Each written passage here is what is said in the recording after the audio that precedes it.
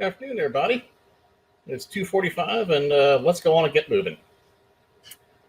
Thanks for coming. Thanks to Code PaLOusa for having me again, and for all of our sponsors for making this possible. For our moderators and for anybody else who would like to be thanked, consider yourself thanked. I'm a very grateful man. Today we're going to be looking at Agile Improv, looking at ways that Agile methodologies and improv comedy, what do they have in common? And what can we learn from each and apply to the other? Here's what we're going to be doing today. I will introduce myself a bit. Then we will look at Agile and at improv comedy from a high-level perspective, an overview for those who are not familiar with either or both. Then I'll give you some things to look into later to learn more about each, and then we're going to have some fun. Well, we can have some fun along the way, too. You don't have to. All right, about me. I don't like doing all the bullet point things, so we have some pictures. As a young lad, as a teenager, I wrote space shuttle software for NASA down in Florida. Did some cool things. That was a lot of fun.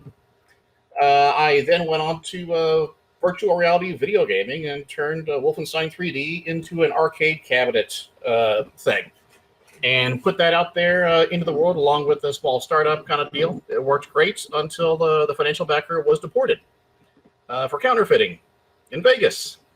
Great boss.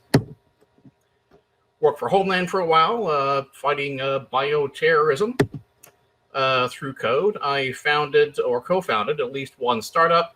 This one was called Compassion Note, and basically it was like a nice big brother that would spy on your business contacts in a good way to say, hey, this guy just had a 10-year work anniversary. This guy just filed a patent, things like that, so you could make your network connections a little stronger. Now I'm at Baptist Health, a hospital chain throughout Kentucky and Southern Indiana, doing data analytics and security for them. Outside of the tech realm, I was a disc jockey for 7 years. I founded a publishing company specializing in sci-fi and fantasy and role-playing games. I am the vice president for a long time of the Christian Gamers Guild and set up church services at game cons for those who are interested in that sort of thing. I have done a lot of volunteering with the Civic Data Alliance. I describe it to my wife and non-tech friends as Habitat for Humanity for nerds. Basically, a chance to use our technical skills for good, for others for free.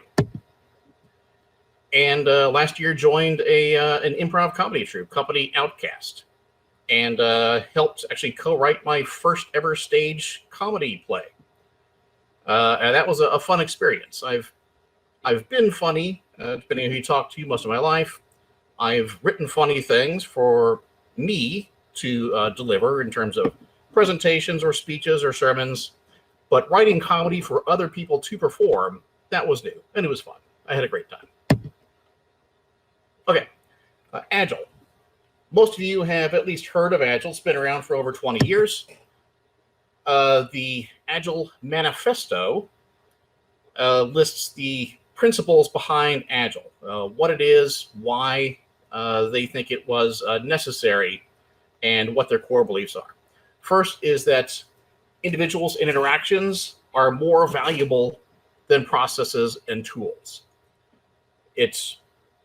Both are great, but if you have to choose one, getting people is more important. A great team of people with bad tools and processes will often outperform a bad team that doesn't get along with all the good stuff.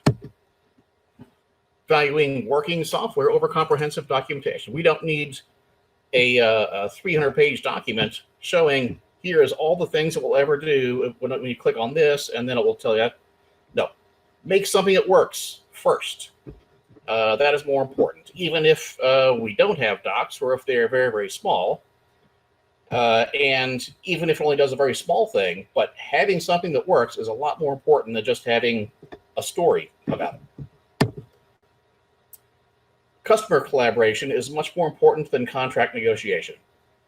That's working with your stakeholder customer is going to give you a lot more in the long run than working out a better percentage deal.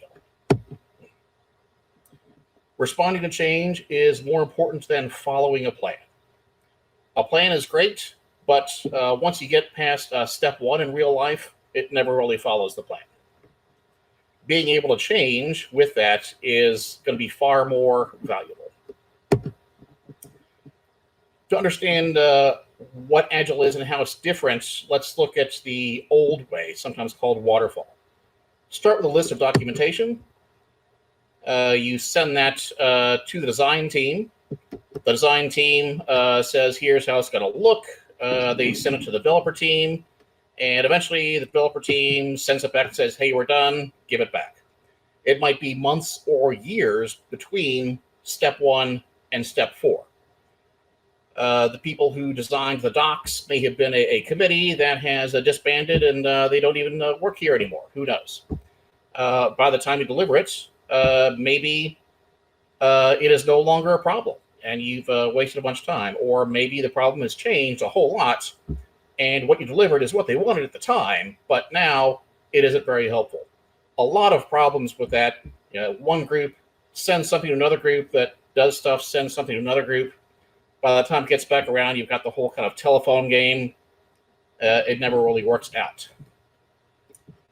Agile took that and said, let's go shorter, faster, more interactive.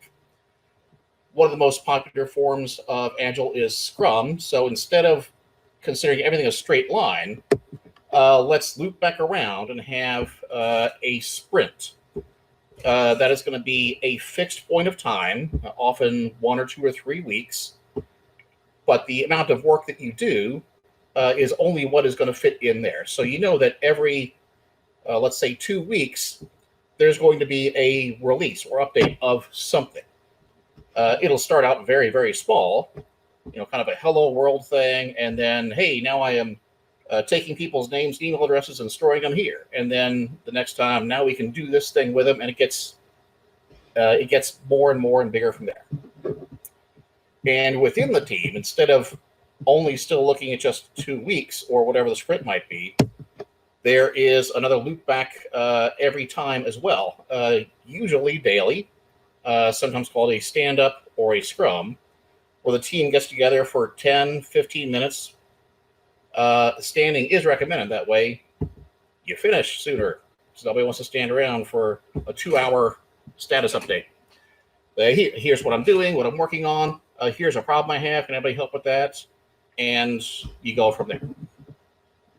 This was kind of patterned on the shift change, like at a factory or something like that. The foreman from the day shift comes in, talks to the foreman from the night shift. Hey, this machine isn't working right. Everything else is great. This guy called in sick, so we're a little backlogged on him, and that's it. He leaves, the new guy takes over, and it goes on. It's fast, very to the point.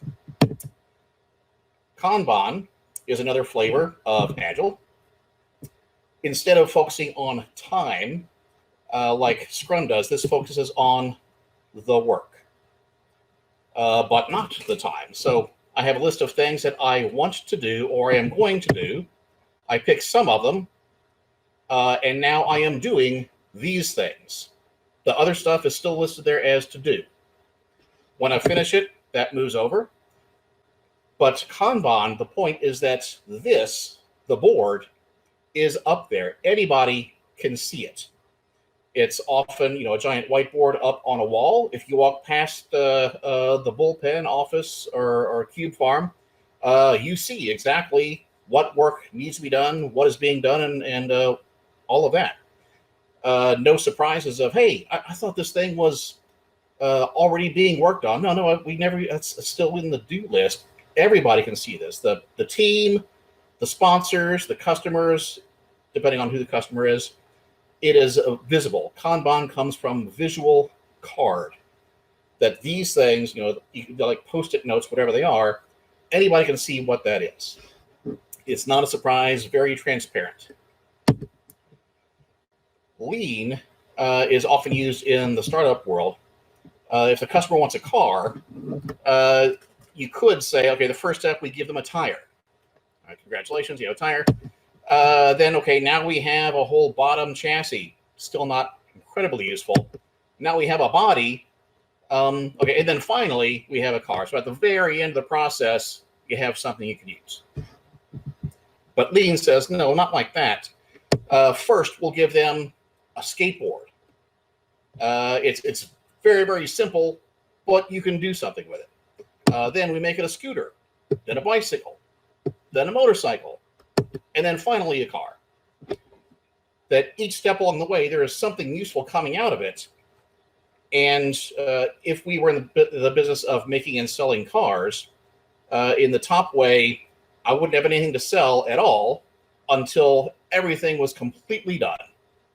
But here in Lean, I can start selling skateboards that next week, and then scooters 2 weeks after that, and start bringing money in while I'm still making the thing I'm going to make. So that is a quick overview of Agile. There are more flavors. I do recommend going out and reading the Agile Manifesto. It is interesting stuff. Now, improv. I'm sorry, not outlandish claims. I meant to say guiding principles. Guiding principles of improv. Two things that my early improv coaches taught me that have really stuck with me. First is that awesome is on the other side of fear. If you want to do something that is amazing, you're going to have to do something scary to get there. And that improv enhances every other area of life. Maybe that is an outlandish claim. But I've actually found it to be true. Why? Because improv teaches and encourages active listening. I went to a whole session on active listening yesterday. Communication. You've got the back and forth. Teamwork. You're supporting each other. Creativity. Coming up with new ideas, new things. Embracing new ideas and being fearless. When you have tried improv. Okay, thank you, Jonathan. Apparently, when I tap the table, it makes noise, so I will try not to do that. But all of these apply not just in improv, everywhere. At the office, at home, anywhere. And resilience, being able to get back up when you've been knocked down. Not everything goes the first try perfectly. Doesn't happen that way for anybody anywhere. So being resilient, being able to roll with the punches is a very valuable thing to know how to do. All right. The rules of improv, more guidelines, really. First, you accept.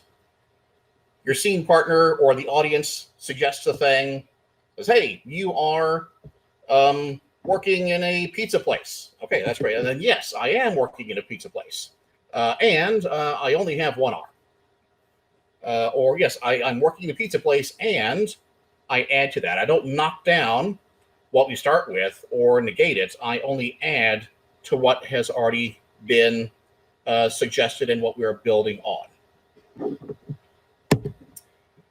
You accept, then you connect. Find some way to tie it to the audience. A lot of times when I'm doing improv, it's going to be on a small stage in a theater or something like that. And the crowd, even though it's light on the stage and dark in the audience, I can often tell that, the crowd is 20s to 40s, kind of on average, and maybe gets a little more based on how they look or are dressed or what they're eating, drinking, whatever. Maybe I've chatted with some of them. Maybe I know some.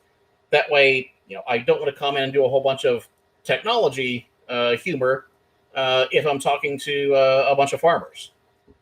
Not that farmers don't use technology and vice versa. You want to find something that you have in common. Respect. Your scene partner comes up with we're in a pizza place and you only have one arm, but I only can dance while I work. So my partner is dancing. I said, that's fantastic. You're dancing. I've got my one arm. I can't clap, but I will do this other thing to help you out. And your partner, in return, will also have your back. Direct. You want to focus on doing something. Sure, you could both stand there and just talk to each other back and forth, but it's more fun, more involving if there's something you are doing. If one of you is cleaning, you're wiping off something. One of you might be, in the pizza place. Some of you might be tossing dough, putting toppings in the oven, that kind of thing. Even if you're just sitting in the car, you can do something. And having something that you're doing while you're doing this, if nothing else, it gives you something to fall back on when you can't think of anything to say. But focusing on action gives you more ways of getting involved. Project. Got to follow the fear. Like my friend said, awesome is on the other side of fear. Sure, it's going to be easy to stay in our own comfort zone and bubble, but exaggerate. When you are trying to communicate something physical, are you kind of happy and you smile a little bit, or are you super excited? Getting the action and tying that to the emotion and doing something that doesn't feel natural is going to help the scene and also help you in a lot of other ways. And expect. It's not always going to work, but often that is where we find the best. A really good scene where everything meshes is really funny. A scene where everything goes wrong is often just as funny. The audience gets a kick because, yes, you sat in the chair and you actually fell over backwards in the chair while you were sitting down. It was unexpected, but your partner integrated it into the scene somehow.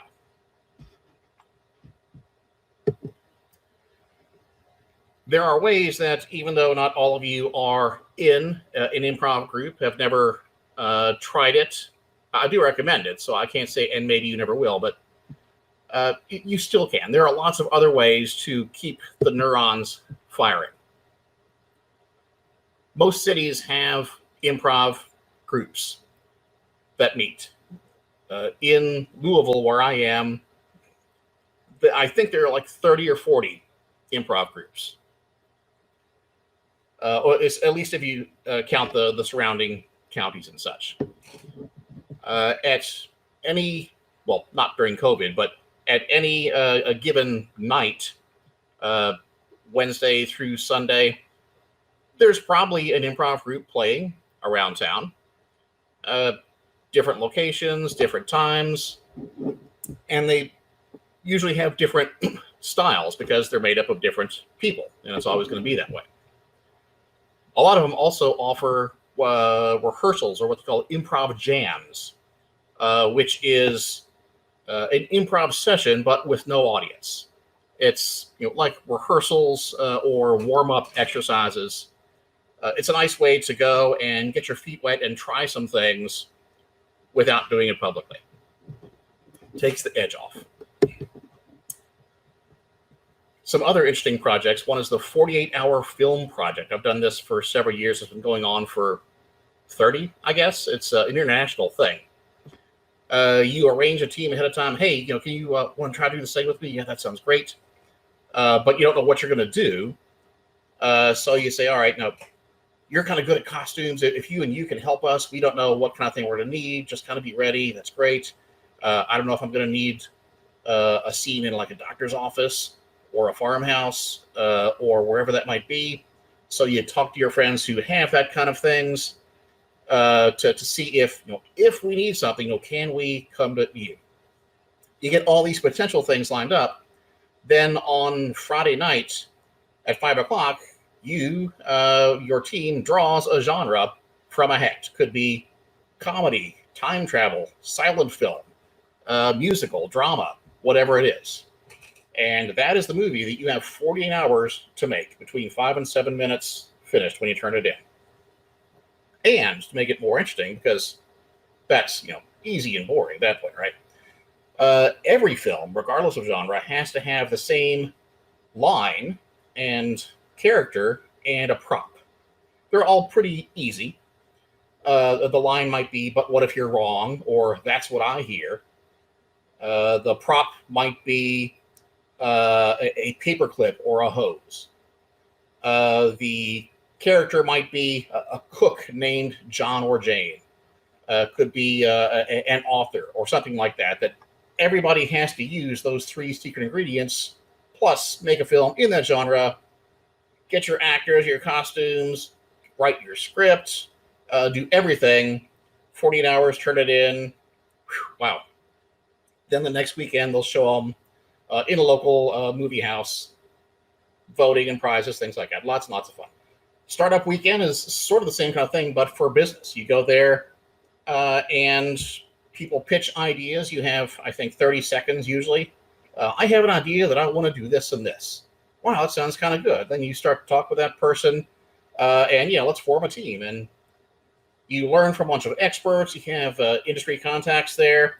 And there are prizes, and you can advance into other startup contests. Sometimes they turn into real businesses, but even if they don't, you get to learn some things and get exposed to people and processes and industries, technologies that you've never tried before. Hackathons are also a great way to use techie skills to help other people. A lot of hackathons are just for charity, to give back to the community. And there are also some competitive hackathons as well. There are a lot of games to help keep the brain active. One of my favorites is Who Would Win? Over here. It's a card game, very simple.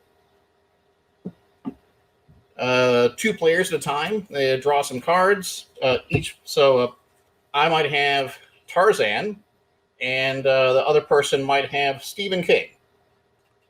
So now I have 20 seconds to say why Tarzan would beat Stephen King at butlering or at tug of war or darts. And then the other person would have 20 seconds to say why Stephen King would beat Tarzan at those, and everybody votes, and we all laugh and have fun. Once upon a time, there's another card game where you're trying to get rid of your cards by kind of commandeering the story that has been told by everybody. And, but I have a card that says a betrayal, but then this guy changes his mind and he does this and that. A lot of meetups are focused on creativity stuff. Creative Mornings is a great one. Our local one, when it's in person, we get 250, 300 creative people together once a month. Artists, designers, performers, anything like that. Now that we're virtual, we're still 150, 200. It's pretty amazing. AIGA and the UX meetup, that's Association for Independent Graphic Artists, maybe something like that. A bunch of designers. The Flea Off Market is a great way to find bizarre craft things. Toastmasters is a wonderful way to practice your public speaking. It's a group of people who all want to learn at how to get better at public speaking. So you give speeches to each other and then give each other written feedback and verbal feedback. There's even a portion of impromptu questions called table topics, where if I'm the topic master for the day, I would call on 3, 4, 5 people, depending on time, asking them random questions. They would have 1 to 2 minutes to respond. It's a great way to learn to come up with an answer on the spot, which turns out to be really good skill to have in job interviews as well. The Moth Story Hour, you may have heard these on NPR. Locally, again, you can go and tell a 5-minute story. voting, prizes, fun things like that. What looks like Picha Kucha is Pachacha, I believe is how it's pronounced. Japanese for chit chat, as I understand it. It's a speech with slides that you prepare, but the slides auto advance. 20 slides for 20 seconds. That's what you get. And in true Pachacha style, the slides are behind you. You don't see what is changing, what's advancing. You have to have the timing down. It's very challenging, but also very rewarding. Go, do, meet, get involved with people, events, things. Great way to stay creative. Get out of your comfort zone. The Women in Technology conference, I've been volunteering for a few years, and this may come as a surprise to some of you, but I'm not a woman in technology. But I love to go and help out how I can and learn. The VEX Robotics World Championship. This year would have been its final year in Louisville, but then it had to get canceled. 1,500 or so teams from around the world of high school kids putting their robots against each other in games. It's not battle bots chopping each other up or anything. This is useful robotics things of stacking stuff, pushing blocks, putting things into stuff. But they do it like a sporting event. And it's amazing to see, 30,000 or so people all come together to watch high school kids do this. It's astounding. APH is the American Printing House for the Blind. I do a lot of volunteering. Some of it technological, usually. I mean, the early days I would read watch manuals or stuff like that, so they would have recordings that they could transcribe or whatnot to be able to digitize for things that didn't have it automatically. But lately, probably one of the things I was the happiest with, it was the coolest, is a phone app called Nearby Explorer. It's like a GPS for blind pedestrians. So for us driving, we want to know in 2 miles, you take the next exit and then you take a left. A blind pedestrian would like to know that you're at 100 South First Street, 102 South First Street. That's the such and such building. The door's over here. Watch out at this intersection. The cross traffic doesn't stop. Things like that. Sharpen Design is one of many online tools that can give you a random challenge just to get your brain starting. Design a set of stickers for a camping gear startup. Design window vinyl for a bottled tea company and make it geometric. It just pops these things up and gives you a chance to try something new. The rules of improv, there are at least a dozen sets of rules, depending what style you like or follow. The rules at the improvencyclopedia.org has a lot of really good things. Rules of Improv shows you some of the more common groups of doing things. Improv Everywhere is an amazing troupe. I love following these guys. It's kind of a flash mob for improv comedy. I think the first one they ever did was the No Pants Subway. Sounds weird, but bear with me. Not that kind of bear. Stick with me. A guy comes into a Subway, a suit, tie, briefcase, hat, looking very professional, but boxer shorts and some nice shoes. He's not wearing pants. Acts like nothing is weird, just grab a strap, hang on, and the next stop, somebody else comes in, looking very nice, but also no pants. Each stop, somebody comes in. Now you've got 6 or 7 guys all standing there riding the subway straps, not wearing pants, otherwise looking great. Then the final stop, somebody comes on, I'm selling pants for $1, and all of their pants, gives them to them.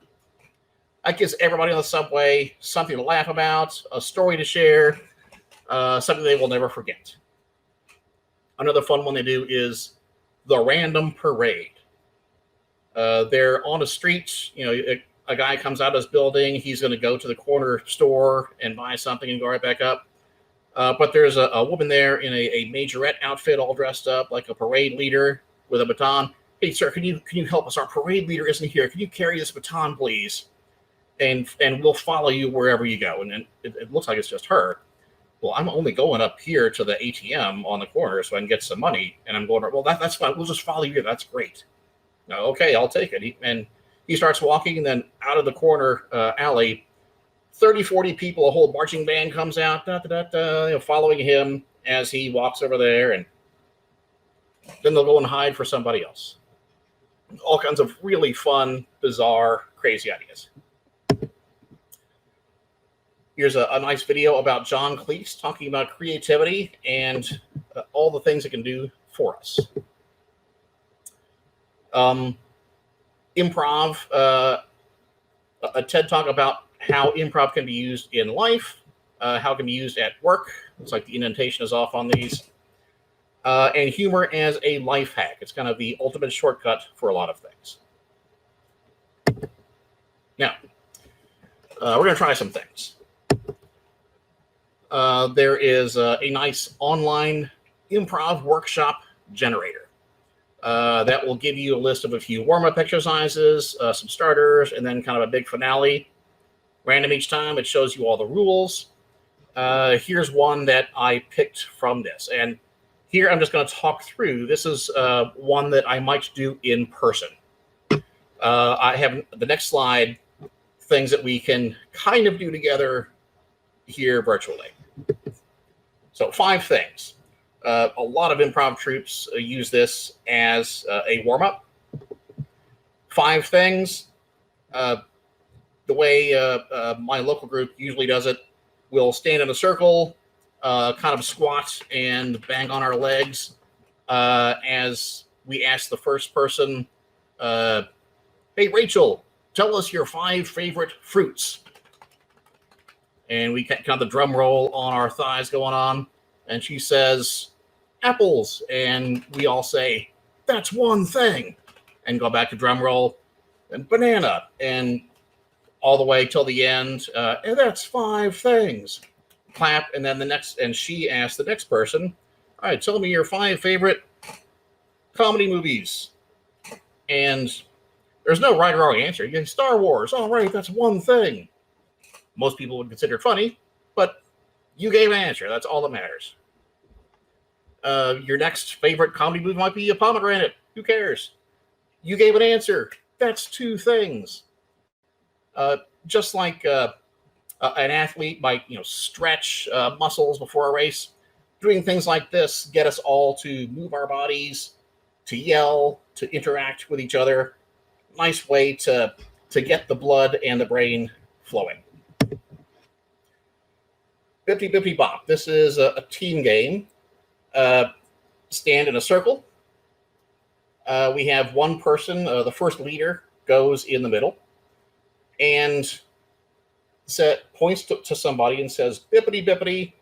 And before he says bop, the person he's pointing at has to say bop. So, Devin, if you're still here, if I'm pointing to you and say bippity bippity, you have to say bop before I finish saying bop. If I say it first, then you have to trade places. You're now the person in the middle. I go into the circle. After doing that for a couple times, we also introduce Miggity Miggity Mac. Miggity Miggity Mac is kind of the opposite. I'll point to you and say bippity bippity, and you say bop because I said bippity bippity. That's great. I'll point next to you and I say miggity miggity. If that person says Mac,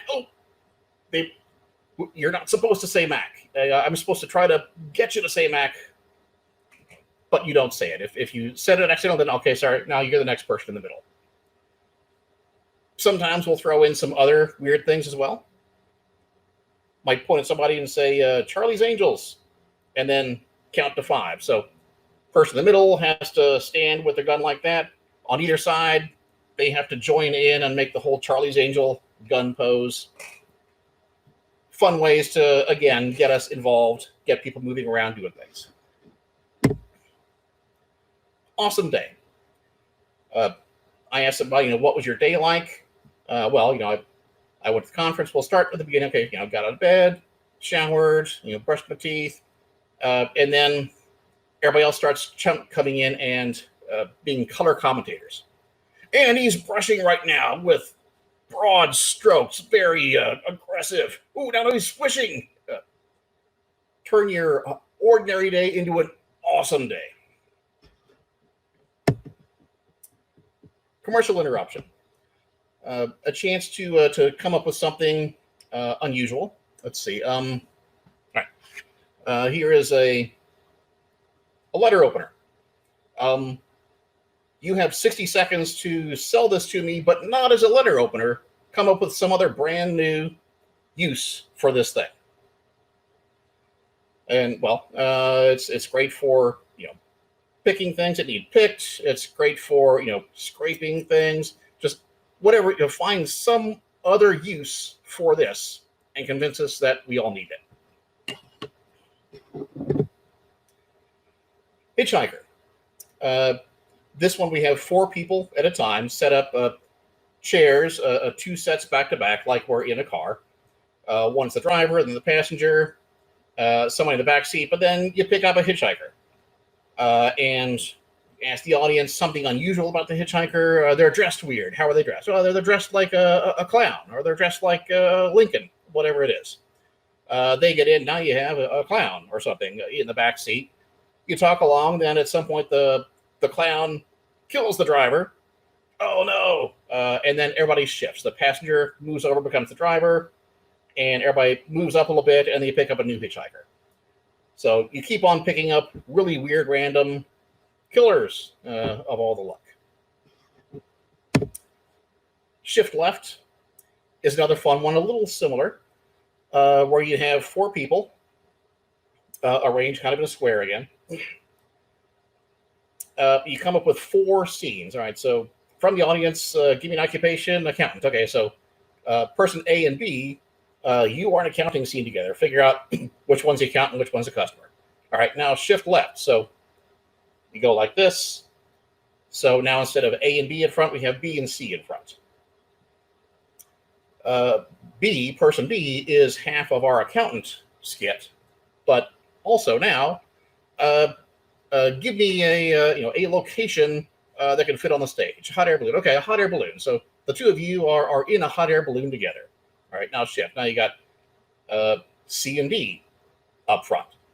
Come up with something for them, then switch, and you get A and D. So now you have 4 different scenes with 4 people. And we start off with our accountant. Okay, go. And then at some point, all right, now shift left. Everybody moves, and then instead of an accountant, all of a sudden we're on the hot air balloon, and we're talking about that again. And then relationship, okay, long lost father. All right, now we're over here, and you keep on changing what you're doing as the same person over and over. Nice way to have some fun, do some strange stuff. A fun one I like to end on is called Murder, Murder, Die, Die. It's kind of a telephone game meets Clue, where you start off with usually 4 improv performers. One of them leaves, puts on headphones, can't hear for a little bit until we get the suggestions from the audience of a place. Let's say it's a treehouse, a job, say it's an exterminator, and an object. Let's say it's a book. So now, 2 of the people have to do a terrible thing. One person gets killed in a treehouse with a book by an exterminator.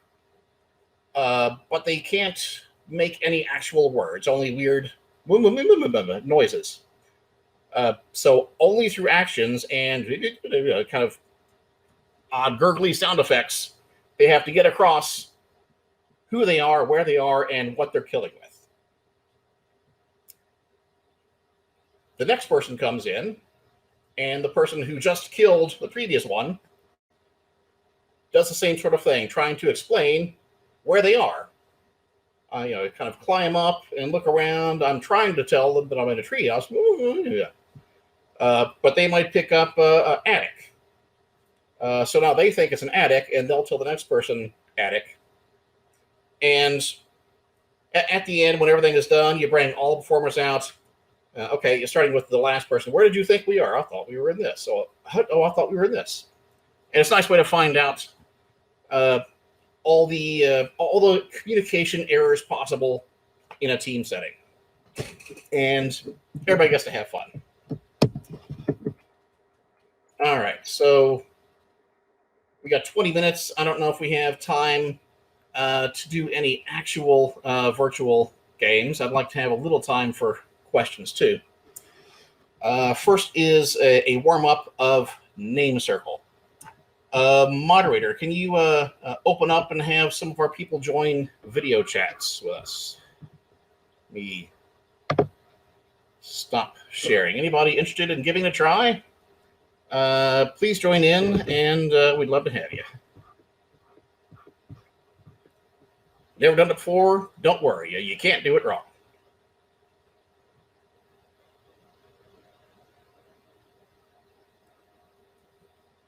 As long as you remember your own name, you're all right with this one.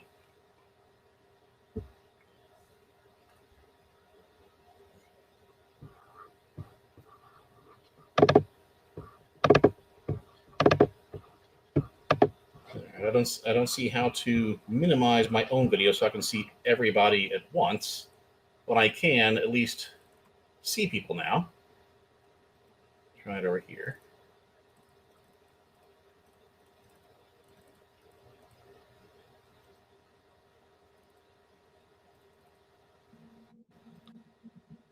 Okay, I see Angela. Hey. Hi. Anybody else want to join us? Cassandra is in the chat saying that she was also waiting for approval. So okay, we do have to use her. I can do that, so I think that would have to be Rebecca. Yeah. And it looks like Cassandra. Rebecca, are you around? There she comes. Hey, all right. So Cassandra, welcome. Nice to have you. That's a fancy shirt you have on. Can't hear you.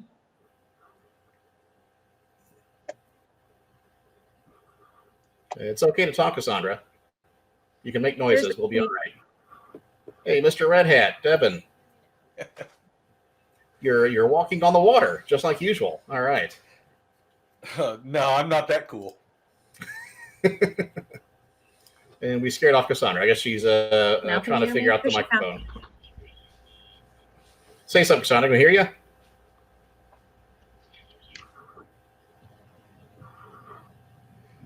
Cassandra, can you say something so we can see if we can hear you?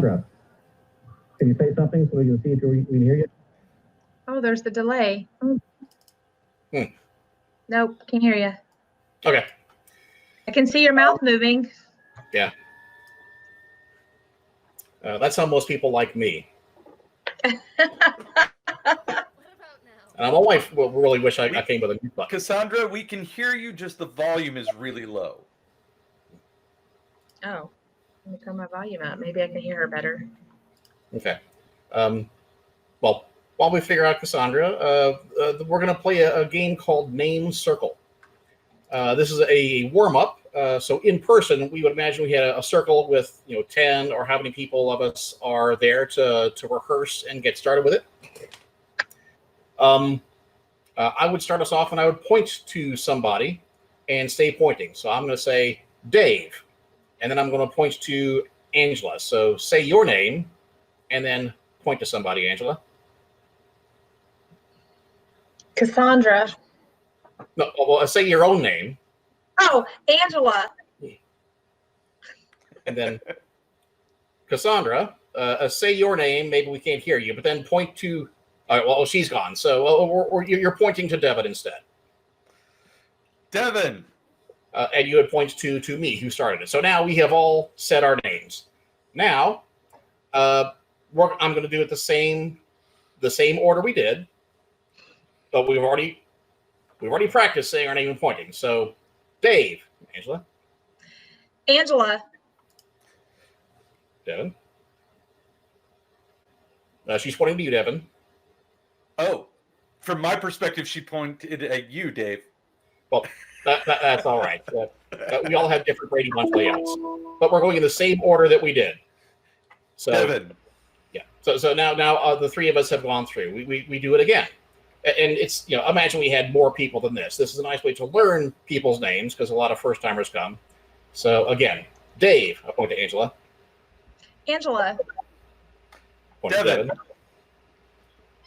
And then as this is going, and if we have more people, so I point and Angela starts, saying her name and pointing, then I start going again, and I point to Cassandra. I say, Dave, and I point to Cassandra. And I guess we have two circles going now at the same time. So Cassandra now points to somebody as well, and she's disappeared. But we end up having, one name circle going this way, one going that way, and we remember each other's names. So that is a name circle. Next game we're going to try is called word association, which is a lot like a name circle, but it's just random words. So I say pumpkin, and I point to Devin. So Devin, something that pumpkin makes you think of, and then point to somebody who is not already pointing. Halloween. Okay, and pointing to Angela. Pie. Pie, and pointing to Cassandra. What does pie make you think of, Cassandra? She's asking the dog. Pie make you think of dogs. Okay, and then she would point back to me. We do that once or twice. Again, same order, same words. Pumpkin. Pumpkin, sorry. Devin. Halloween. Pie. And, dogs was her answer, I guess. And then back to me. And then, again, after we have that going, I might come up with a new word and point to somebody else while this is happening. So we end up with two conflicting word circles going. And, I'd still stay pointing to Devin because I've already gone the first round. But then if I'm pointing the next round, the other one starts with Angela. Now I'm pointing in two ways. So we know that I've already gone both times. Or maybe instead of a word circle, I say, Angela. And, we're doing names now too. And then she points and we go on like that. So a nice way to get people saying, pointing, learning names, and just doing other odd things. All right. The next one we're going to do is called Weird Potato. It's like hot potato. You've played that where you want to get rid of it in a hurry because it's hot. But this potato is something else. So in this case, we're just going to always go around in the circle the same way, like you would with hot potato going around. So it's going to go from me to Angela, Devin, and back to me. I have a potato, but it's made out of tickles. You're now holding a potato with tickles. And you hand it down to Devin as we go around the circle. And Devin, since you're the last person before it goes to me, since I'm the one who invented the tickle thing, what is it made of now? Maybe it's made of electricity or spiders or who knows what. So my weird potato sucks me into a supernova. Okay, you are holding a supernova potato.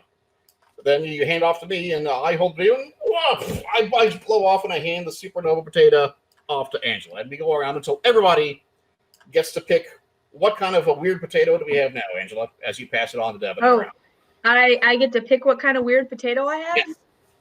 I'm going to have like a centipede potato. All right, a centipede potato going to you, Devin. Yeah. Yeah. So now we have all passed around weird potatoes, and got to overindulge and emote and be completely crazy with supernovas and all the other things that we were doing. Another game I like to do is invisible juggling. So, Devin, I have a white ball. You can't see it. It's an invisible white ball, but it's a white ball. It's kind of like a softball in a lot of ways. But I'm going to throw this white ball. I'm going to make eye contact with one of you, and I'm making eye contact with you, Devin. I say white ball, and you can. So I throw the invisible white ball to you, and you catch the invisible white ball. Now you can make eye contact with some random person, like Angela. And you say, white ball. And White ball. she catches the invisible white ball. And we throw this around, this invisible white ball. At some point, as that's being thrown around, I also have an invisible red ball. It's kind of like a kickball. It's bouncy, doesn't have the same properties. If I try to throw this invisible red ball overhand the same way, it's it's not quite gonna go right. So maybe I'll bounce it once on the floor. Come back up to Devin if he's the person to look at. All the while, the invisible white ball is being tossed around the room. So I have a red ball. I'm looking at Angela this time. I have a red ball. I bounce it, and then she catches it. And meanwhile, Devin is looking, has the white ball, looking for somebody to catch the white ball once he makes eye contact and they notice. Again, I might come up with a blue ball. It's like a beach ball. It's big. It's blue because of the beach. And this one takes a little while to land because it's light and fluffy like a beach ball. And eventually, Angela caught that. And Devin, white ball. Yep. Nice way to again, get us all moving and doing something. It's really fun to do this at a tech convention as one of the early talks, because then throughout the convention, people in the hallway will say, hey, white ball, and throw it. Nobody else knows what the heck's going on. So that's invisible juggling. I give them all back. Those are hard to find. So I don't want to lose the thank you. All right. Much appreciated. All right. Next is, we'll do a list of cheer. This is a little like the 5 things, where I might say, Angela, tell us 3 of your favorite books. So tell us 1 book, and Devin and I are going to go, yeah, we're excited for your first book. What's one of your favorite books, Angela? Children of Blood and Bones. Oh, right, yeah, good. Go show a little bit of, there you go. That's good. All right, now what's your second book? And we're going to go Devin. Tribal Leadership. Yeah, Tribal Leadership. That's good. Now, what's your third of your favorite books? Harry Potter, Sorcerer's Stone. So, like the 5 things, but instead of counting, we get progressively more excited with each answer. Thank you, Angela. You're welcome. And our last one is a good one to close on when you're at a public kind of thing, because that's when people are a little maybe rowdier, looser, whatever. I like my coffee like I like my women. And we'll kind of breeze through it here because you can get a lot of answers that might not be appropriate for all ages. So we pick a random thing. I like my women like I like my energy drink. Powerful. All right. So as you feel, you like your women like your energy drink because join in with ideas as you like. Like women like my energy drinks, they're invigorating. I like my women like I like my music loud. Oh, no, everybody's gonna keep doing energy drink until we change our comparison topic. So you like women like an energy drink? Fluorescent? All right. Oh, fluorescent women, the best kind. And it can be men as well. Don't feel limited, Angela or Devin. Oh, well, I'll still go. I like my women like Nanny McPhee. Nurturing discipline. All right. So we're off energy drinks into Nanny McPhee. I like my women like Nanny McPhee, fully dressed, and fashionable. I like my women like Nanny McPhee, prim and proper. All right, there you go. And this is one where any of the improv performers can just jump in and come up with things, and it's easy to go off the tasteful end in a hurry in a skit like this. So we'll stop here. All right. Thank you, everybody. Let me go back to slides if I can figure it out.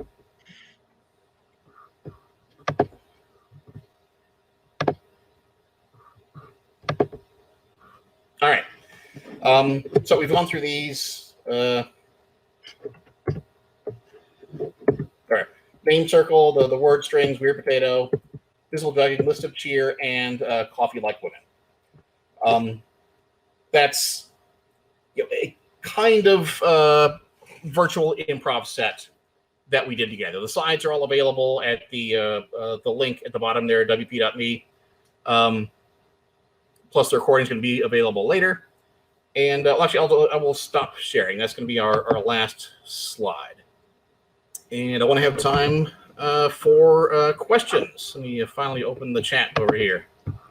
Rebecca, do you want to catch me up on any questions or comments that we may have missed?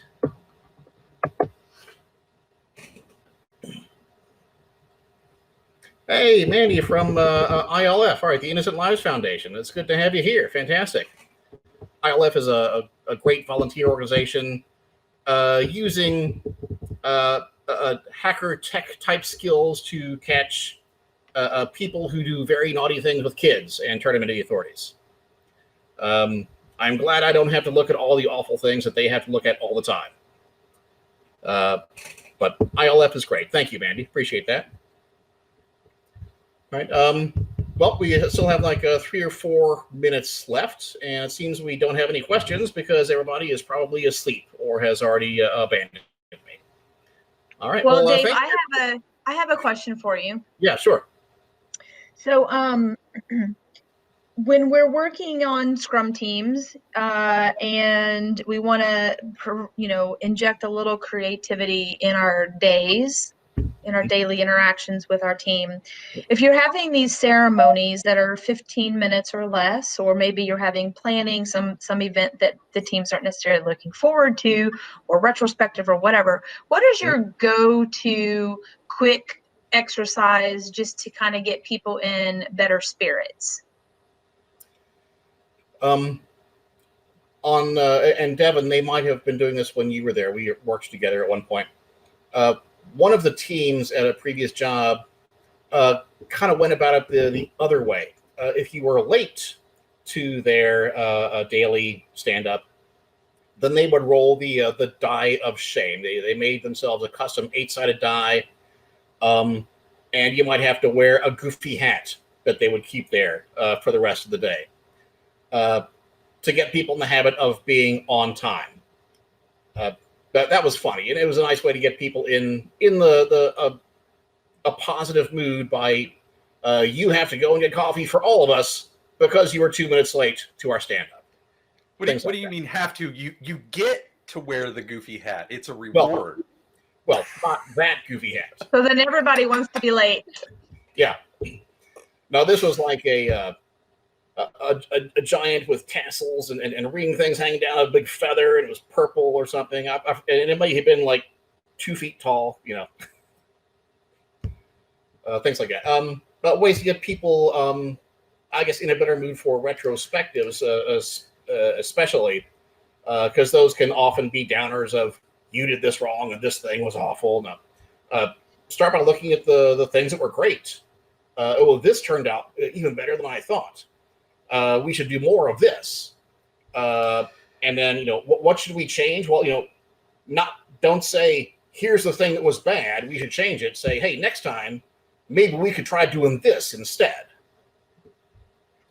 There's actually a website, I think it's called like Awesome Retrospectives, and you can change up your retro format on a regular basis. And one of the things I had an architect doing in one of the projects I was on is he would hand draw these really nice retrospectives. So like he did a retrospective that's called The Good, the Bad, the Ugly, and he drew Clint Eastwood with his cowboy garb and everything. Or he did a pirate ship retro, and he drew this really elaborate pirate ship.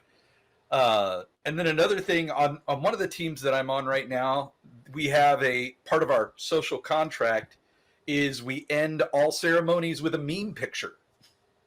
Okay. Excellent. Yeah, there are often meme wars flying around the teams. Not usually in the public meeting. It's usually like one-on-one side chat kind of things. If you're going to Eastwood, I probably would have gone with like Fistful of Scrum instead, or Dirty Scrummy. All right. Well, it looks like we are at 3:45 officially. So thanks everybody. Hope everybody had fun, learned some things, and we'll catch you around. Hope to see you all in person for next Code PaLOusa. Bye all.